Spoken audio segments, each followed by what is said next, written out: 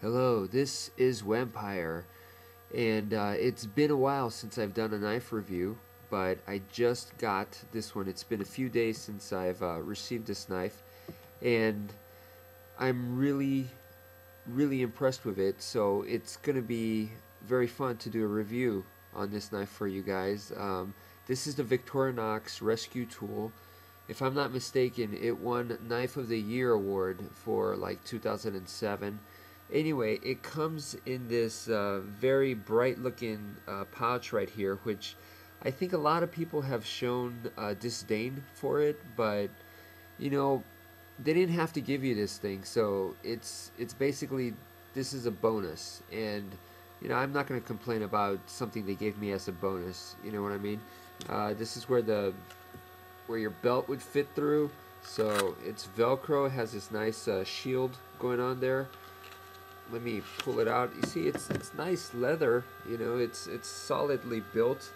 And I think basically when you're carrying this thing, it's going to stand out, and that's exactly the purpose, so you don't really get in trouble with authorities and stuff, you know. So anyway, this knife has been out for quite some time, obviously, and there have been some excellent reviews on YouTube, so I don't want to waste your time doing the exact same thing that everyone else has already done. So number one is, I'm going to do this review from the perspective of martial arts, from the perspective of self-defense, okay, which is quite unusual because this is a rescue tool. It's not a combat knife. It's not made for self-defense, right? But you know what? I believe that in the street anyway, the most important thing is your survival. And you know, that's what this thing does. It ensures your survival. So I do think that, you know, it crosses over, so there's nothing strange or ridiculous about viewing this knife from a self-defense perspective. Okay, so real quick, the one thing I want to address for Jeff Cutlery Lover is that right here, in one of his videos, he addressed that he was impressed with this information when he received it. There was a pinhole right here where the Phillips screwdriver is. On this knife, the scales does not have, the handle scales does not have the hole for the pin there. So, you know, I wish it did, but it doesn't. So I just wanted to clarify that this knife does not have the pinhole. Okay, so moving along, for self-defense, one of the things that's very important is how accessible is your tool, right? You could have the best self-defense tool in the world, but if it's not easily accessible, it kind of defeats the purpose. If it's stuck in your purse or in your backpack or in your whatever, you know. So one of the things that we like for the folding knives is to have a pocket clip. This one unfortunately does not have a pocket clip. So show you the back side. You see, unfortunately it does not. It does, however, have this this lanyard thing that comes with it. Some people have stated that it's a little bit too short, and you know, that's not a big problem because it is easily replaceable with something longer. And basically how would you use that is when you have this thing sitting in your pocket, you have this part sticking out, so you grab onto that, and then you know, your fingers will find a way, or you can kind of pull on it and it'll help you get access to the knife quicker and faster. So that's how that works. So I'm glad it does have that, even though it lacks the pocket clip. Now let's move along to the blade. The blade itself, obviously it has the thumb hole going on. It's ambidextrous, which is obviously a good thing. It is a liner lock. And one more thing is, okay, let me pull out the blade here, and it locks in with this liner right here. On the other side, you have this thing, which is a minus screwdriver, but it's also stated to be like pretty much like a pry tool.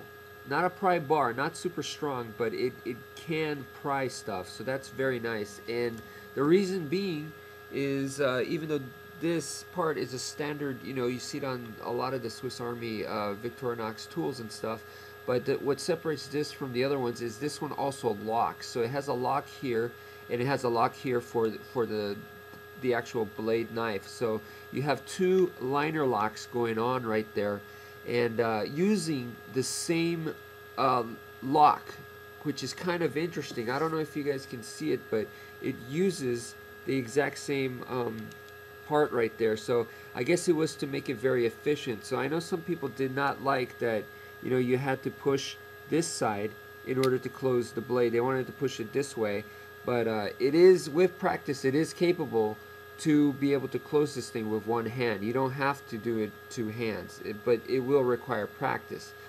Okay, so anyway, I thought that was a very clever design. You know, the fact that they made it very efficient in that sense.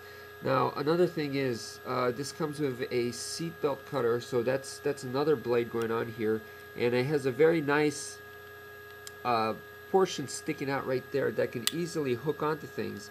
And this doesn't lock, but you could make it pop out real easily, and it has that blunt part right here to slip in so you don't accidentally stab yourself while you're trying to cut through the seatbelt. I do believe that this can also be easily accessed, almost like a wave, because of this part sticking out. So you could almost wave it open and use it to fillet your attacker's arm or something like that, you know, if necessary. So I do think this can also be deployed for self-defense purposes, even though it doesn't lock. Now, the other main function, I would say, I think that it's very, very obvious, is this portion right here, the window or the glass breaker going on. And on the other side over here, we have a little portion that sticks out, and so this can be used to hit someone like in a hard surface area like the skull or some bony area.